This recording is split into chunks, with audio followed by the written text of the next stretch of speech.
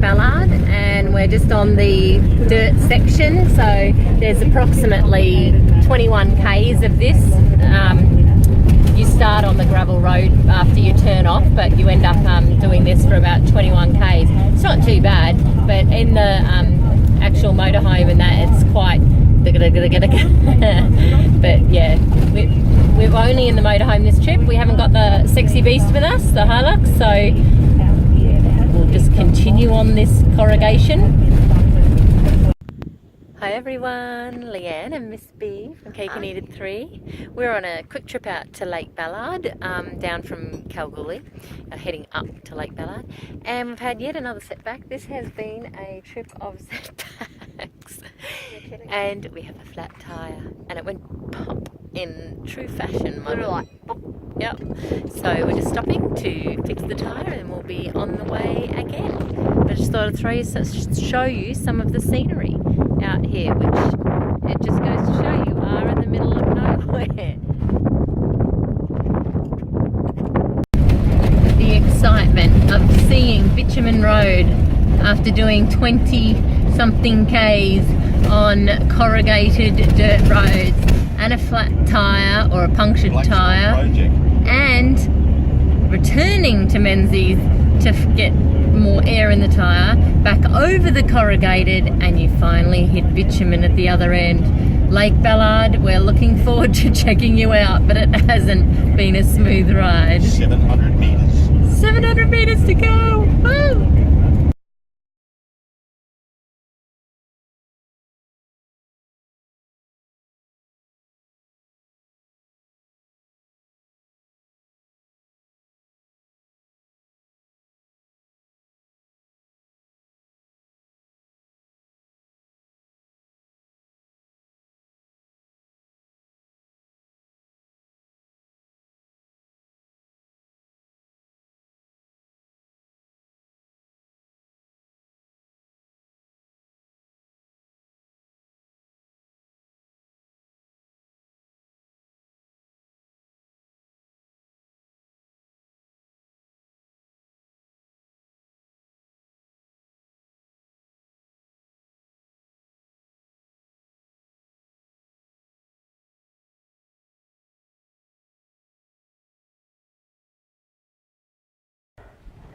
Hi everyone, Leanne from Cake and Eat It 3.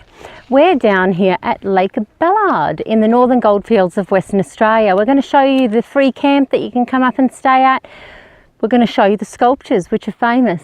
But there's one thing that we can't show you that is absolutely fascinating about Lake Ballard, which was in 1995. Cyclone Bobby came across the Pilbara in the north, and it was a Category 4 cyclone. It swooped down, dumped 400 millimetres of rain over the Goldfields.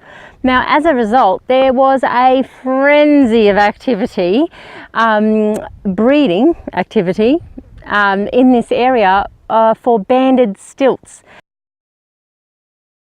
Now, an ABC documentary was done on it, so for all of those that are either interested in, delving into the history of the areas that you visit, or if you have children like us and you're educating them on the road, then well worth checking out. Basically, this area here transformed into the perfect breeding ground, which is not an easy task if you read up on it, for the banded stilts. So not only is it famous for Anthony Gormley's outdoor sculpture, which gallery, which is amazing, but how amazing is nature in that you would never, if anyone told you there was 400 millimetres of rain dumped out here, you'd laugh at them. But there you go, and it created the most amazing habitat that they required for their very strict breeding process for the banded stilts. Quite amazing. Okay, so behind me I'm up on a mountain at the moment in the middle of the Salt Lake, and behind me you have looking out over the Salt Plains, if you will, which incidentally is the middle of the Yilgarn Craton, which is one of the oldest bits of the surface of the Earth, between 2.9 and 3.5 billion years. I mean, that's pretty awesome. So, it's not just all about the sculptures here. The actual Lake Ballard is about 70 miles long and about 30 miles wide. Sodium crust on it. Now in the mornings in particular, but any time of day really, it can get a bit mushy. So, you know, you're gonna have to bash your shoes against the bottom step, all that jazz. There's the coming around to the free camp behind us. I've already got great footage of that, so I'm not going to waste too much time showing you that.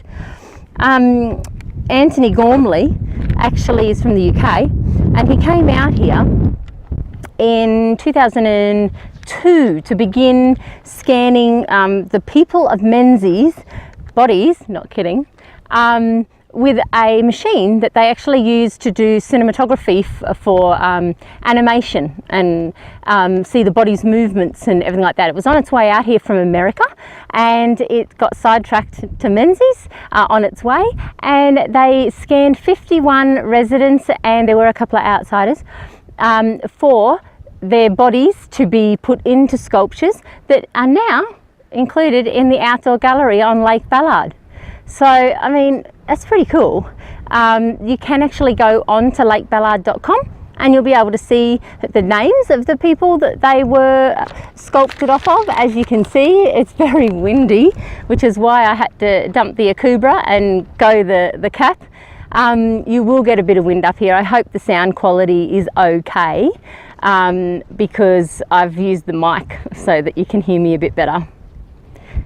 There's actually a movie that you can watch at the information centre on the way through, but on both times that we went through, they were closed, so we were unable to watch that movie. But do check it out on the way through. Awesome playground too as you're going through Menzies on the right for the kids to have a bit of a play, and if it's summer there's a bit of a water park thing off the side of it, all free. So yeah, check it out.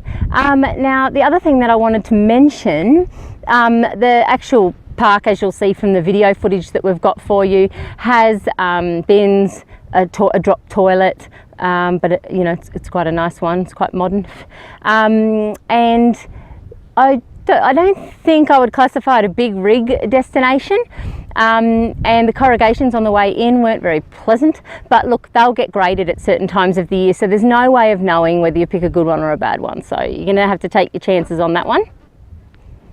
As for fauna in the area, look, mulga trees, they're an acacia, family of the acacias.